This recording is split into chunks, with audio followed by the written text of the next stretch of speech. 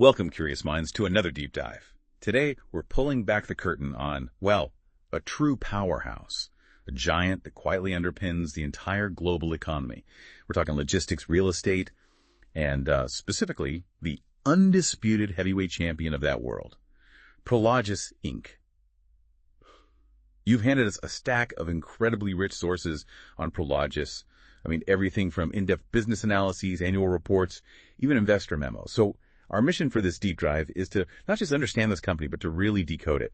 How it works, why it stands out, what its future might really hold. We want to cut through the noise, get straight to what you need to know. Exactly. And what's truly fascinating here, I think, is how a business model that seems almost deceptively simple can be so absolutely critical to global commerce. We're going to uncover how they actually generate such immense value, what makes them so uniquely dominant, and maybe even challenge some common assumptions about their staying power. Okay, let's unpack this business then.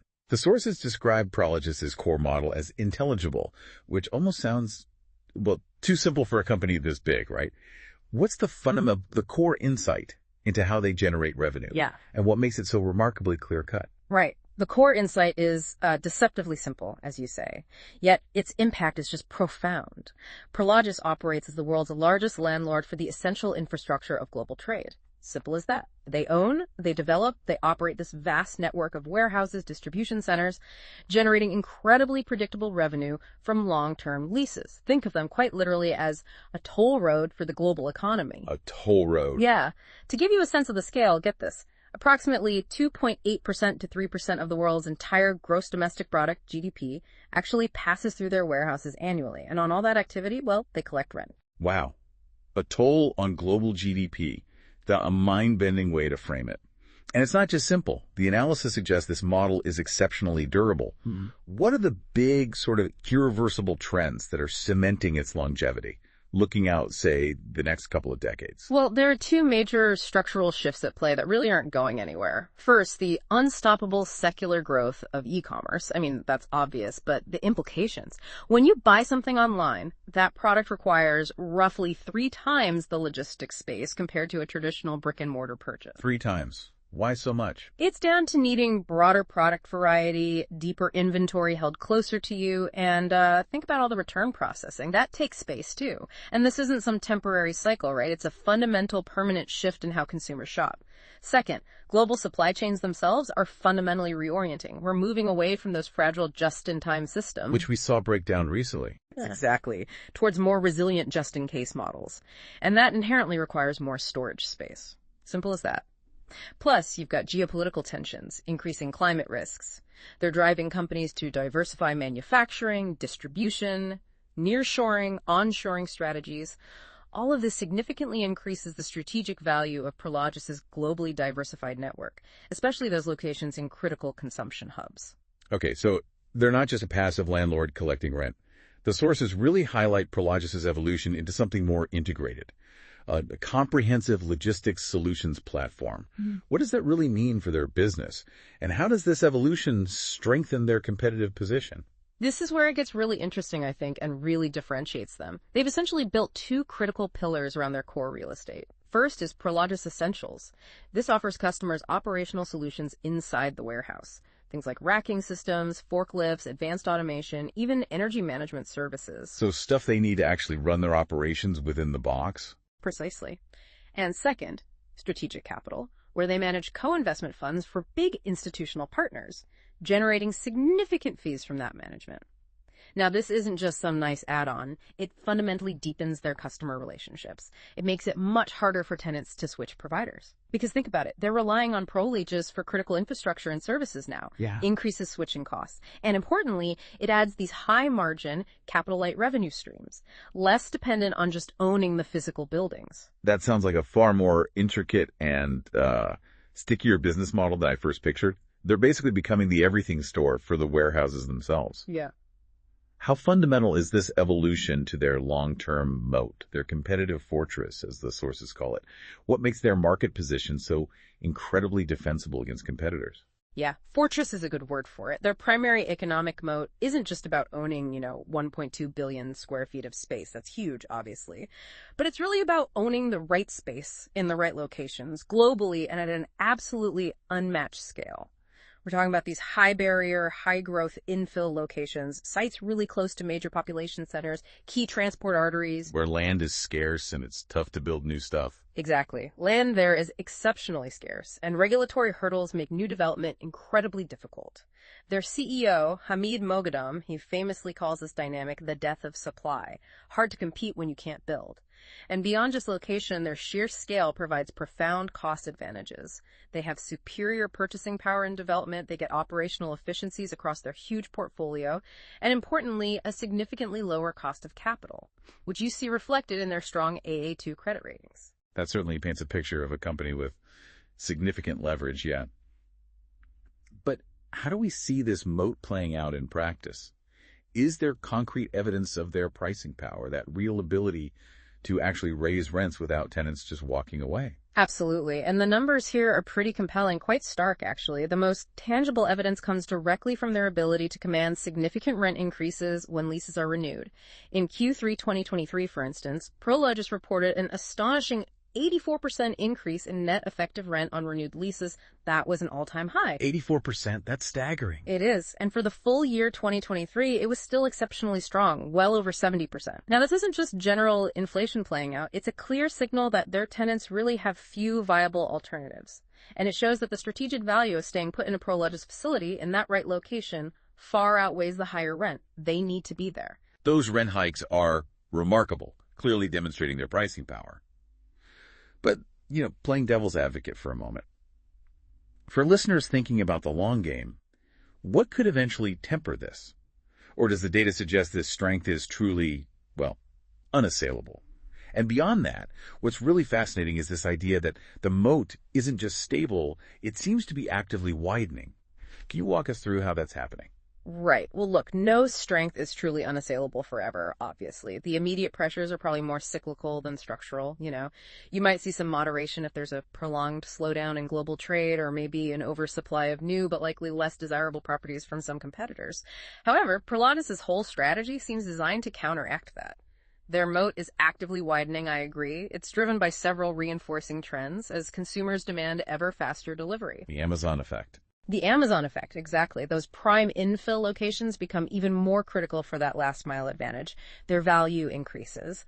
Then there's the global need for supply chain resilience we talked about. That naturally favors a single global provider with proven scale and reliability, like them. And the essentials and strategic capital businesses, they create this virtuous platform flywheel. It constantly attracts new customers and helps retain existing ones. It feeds itself. And maybe most crucially, they possess this unparalleled land bank. We're talking an estimated $40 billion in future build-out potential. $40 billion. $40 billion. In those highly desirable, supply-constrained markets, that is a massive, almost insurmountable barrier to entry for any potential competitor. Where else can you build at that scale in those locations? We've dug into their market power. The rent increases. Yeah. It speaks volumes about their leverage. But beyond the hard numbers and strategy, how do we really gauge customer sentiment? Or maybe it's more accurate to say customer dependence on Prologis, especially since direct B2B reviews can be kind of scarce. That's a great point. The real measure, as is often the case in business to business, is really in actions, not just words. Prologis consistently reports incredibly high customer retention rates. Historically, these range between 70% and 85%. For example, it was around 73% in Q4 2023, 78% in Q4 2024. Very sticky. This stickiness, combined with their demonstrated ability to push through those significant rent increases we discussed, well, it suggests a relationship built on deep operational necessity. Their facilities aren't just spaces, right? They are mission-critical arteries for their customers' businesses. They have to be there. Okay, that makes sense. And what about the people inside Prologis, the employee perspective? Does that offer any insight into the company's long-term health and stability? It absolutely does, I think. Employee sentiment, looking at platforms like Comparably, paints a picture of a really strong, positive corporate culture. They show 78% positive reviews, consistently high marks for leadership. They rank in the top 10% for overall company culture. And look, a healthy, mission-driven culture like that is vital. It helps attract and retain top talent, and that's essential for executing a complex global strategy like theirs, and frankly for underpinning and strengthening their competitive advantages over time. So we've covered the business itself pretty thoroughly. Now let's talk about who's actually running the show. The sources highlight exceptional owner-oriented management. Can you elaborate on the leadership? especially CEO Hamid Mogadam. What makes his approach stand out? Yeah, Hamid Mogadam is quite a figure in this industry. What's truly fascinating here is that he's a co-founder who has led the company since its very inception back in 1983. Since 83. That's incredible tenure. Yeah. Extraordinary, isn't it? That multi-decade run provides just unmatched industry experience and a genuinely long-term perspective. He's clearly not focused on the next quarter's results. His philosophy, from what the sources suggest, centers on intense customer focus, a really long-term vision. I mean, he famously pivoted the company into logistics way back in 1999, well before the e-commerce boom really took off. That's foresight. And he views culture as, quote, the glue that holds it all together. Importantly, he's an owner CEO. His interests are deeply aligned with maximizing long-term shareholder value, not like a typical hired hand, maybe focused on short-term metrics. And also, crucial for stability, there's a clear and orderly succession plan already in place. Dan Leder is set to become CEO in January 2026, with Mogadam staying on as executive chairman. Smooth transition planned. That kind of stable, long-term leadership really does instill confidence, doesn't it? So how has this management team actually deployed the company's capital? What's their track record look like on capital allocation? Well, their capital allocation seems consistently disciplined and highly value accretive based on reports. A primary engine for growth is definitely their development pipeline. In 2023 alone, they started $3.4 billion in new developments. And the key here is the estimated yield, 7.0%. That created an estimated $931 million in value over the cost to build. So they're building cheaper than the market value right away. Exactly. That ability to develop assets at yields significantly above prevailing market capitalization rates is a powerful, repeatable source of growth. It's like manufacturing value. They've also executed some significant strategic acquisitions over the years, like the $23 billion all-stock acquisition of Duke Realty in 2022 and the $8.5 billion purchase of DCT Industrial Trust back in 2018. These were big moves to consolidate, expand reach, and market share. And then in terms of shareholder returns, they've shown a really strong commitment to a consistently growing dividend. They've increased it for 12 consecutive years now, with a 5-year compound annual growth rate exceeding 12%. So their focus is clearly on reinvestment into those high-return developments and rewarding shareholders through dividends rather than, say, large share buybacks. Okay, that brings us nicely to financial resilience. The sources use that powerful phrase again. A fortress-like balance sheet. Mm-hmm. What are the key indicators that signal this level of financial health and their consistent profitability? Right. The fortress. Prologis is truly a highly reliable earnings machine, as the sources put it. They delivered their 4th consecutive year of double-digit core funds from operations growth in 2023. And remember, for a real estate investment trust, or REIT, FFO is the primary profitability metric. It's sort of akin to earnings per share for a standard operating company. And since their big merger back in 2011, their core FFO per share has grown at about 10% annually. That shows remarkable consistency through various economic cycles. That consistency is impressive. But here's a potential puzzle for listeners, maybe something that looks confusing at first glance. Standard accounting metrics like return on invested capital, ROIC, they actually appear quite low for Prologis, often in the, 3.5% to 4.6% range? What's the common misconception someone might have looking just at that number? And how do the sources help us reframe our understanding of Prologis' true economic returns? Yeah, that's a really important question. It highlights how standard metrics sometimes don't capture the full picture for unique businesses like this. Standard ROIC calculations truly miss 2 massive areas of value creation for Prologis. First, what we call their development spreads. As we just touched on, they consistently build new assets through their development pipeline at estimated yields of, say, 6-7%. Meanwhile, similar stabilized assets already built and leased are trading in the open market at lower 4-5% capitalization rates. So there's that immediate value creation gap. Exactly. That significant spread between their cost to build and the market value of the finished leased-up asset represents billions in economic value created right out of the gate. ROIC, based on historical cost, doesn't see that market value uplift. Second, and this is huge, there's a massive lease mark-to-market opportunity hidden in the existing portfolio. As of year-end 2023, their in-place leases were, on average, an astonishing 57% below current market rates. 57% below market, wow. Yeah, think about that.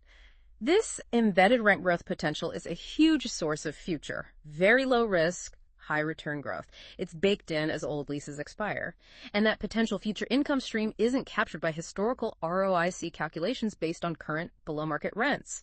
So yes, while the recorded ROIC might look modest, the underlying economic returns on their capital, considering development gains and future rent growth, are demonstrably significantly higher. Okay, that clarifies the ROIC picture. And finally, let's circle back to that fortress analogy for the balance sheet itself. Is it truly that robust? Absolutely. The numbers back it up. Their net debt to EBITDA ratio is prudently maintained at quite conservative levels, like 4.6x at the end of 2024. That's manageable. They hold over $6 billion in liquidity cash and available credit, which gives them ample flexibility to operate and invest. And they have a very well-laddered debt maturity schedule. No significant maturities coming due until 2026, so no near-term refinancing crunch, and those strong AA2 credit ratings from the major agencies. They validate this conservative approach to leverage.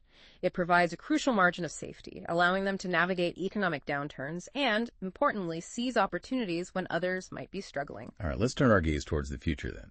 With all this quality, this inherent strength we've discussed, how should you think about Prologis' current market valuation? Is it sitting at a compelling entry point right now for a new investment? That's the million-dollar question, isn't it? Or perhaps billion-dollar in this case. The price-to-core FFO multiple, the PFFO ratio, which, as we said, is more meaningful for a REIT than a traditional PE ratio, is currently running around 27.5x. Now, this is a modest premium to its 5-year average, which is closer to 25.0x.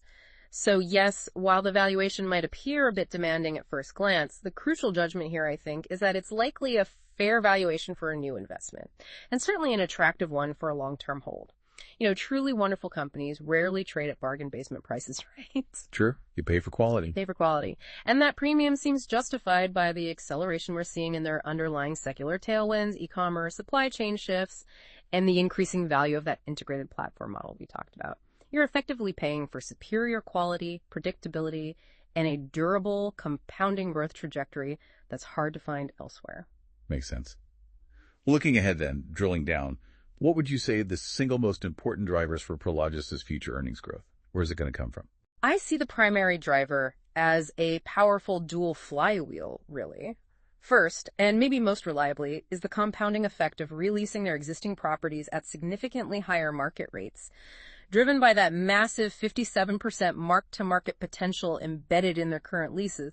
That's a huge, very low-risk organic growth engine right there, just rolling leases to market rates. Baked-in growth. Baked-in growth, exactly. And this is powerfully supplemented by the ongoing expansion of the Prologis Essentials and Strategic Capital platforms. Those are adding high-margin, less capital-intensive revenue streams, diversifying their income, and, of course, underpinning it all, their unparalleled development pipeline continues to create new, high-quality assets at those attractive value creation spreads we discussed. Build, lease, repeat. Okay, but every business, no matter how strong, faces risks. We have to talk about the downsides. What would you identify as the most significant permanent impairment risks for a company like Prologis? Things that go beyond just a normal cyclical downturn in the economy? That's critical to consider. One key risk, I think, would be a fundamental structural reversal in globalization. Now, nearshoring is actually a tailwind for them right now, bringing supply chains closer. But imagine a deep, prolonged global recession, or maybe a major geopolitical event that leads to a permanent, significant decline in overall global trade volumes. That could fundamentally impair the long-term demand for logistics space globally. This would be a different beast entirely than a typical cyclical downturn. Another significant risk is the potential for technological obsolescence of their actual assets, their buildings.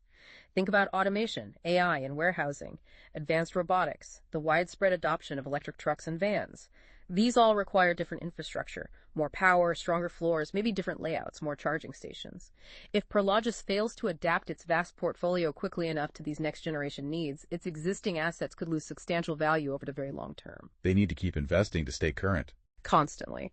And finally, as with any company, there's always the risk of catastrophic capital misallocation by a future management team.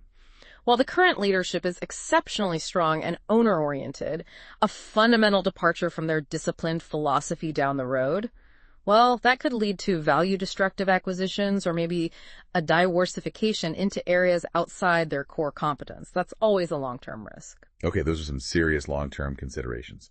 This leads us to some fascinating second-level thinking, perhaps. What do you see as the market's current consensus view on Prologis? And what's the potential contrarian angle that this deep dive might uncover for us? Where might the market be missing something? Right. The market consensus on Prologis, looking at analyst ratings and commentary, seems generally cautiously optimistic. Analysts largely rate it buy or strong buy. They clearly acknowledge its inherent quality, the moats we've discussed. However, that optimism is definitely tempered by near-term cyclical concerns. Things like potentially moderating rent growth after those huge spikes, maybe rising vacancy rates in some specific submarkets, and of course, the impact of higher interest rates on real estate values. The fact the stock is trading somewhat below its recent peaks reflects these anxieties, I think. So, quality acknowledged, but near-term headwinds are a concern. Exactly. Now, the truly contrarian view, the insight this deep dive really illuminates, I believe, is that the market might be overly focused on those near-term cyclical fluctuations. And consequently, it could be significantly underestimating the power, the durability, and especially the increasing value of Prologis' integrated platform Moat. The market's potential error is largely in viewing Prologis as merely a conventional industrial REIT, just directly tied to the real estate cycle like any other landlord. But it's evolved beyond that. It really has. The deeper reality is its transformation into a vital logistics infrastructure and solutions platform. The market perhaps doesn't fully appreciate the compounding value of the essentials business, the fee income from strategic capital, their proprietary data advantages, or even their burgeoning energy and sustainability initiatives. It tends to see the physical assets, the warehouses, but maybe not the entire self-sustaining ecosystem being built within those walls. And that ecosystem is what makes it far more valuable and incredibly resilient long-term, potentially more than the current price reflects. Wow. What an incredible deep dive into the, frankly, fascinating world of logistics and real estate.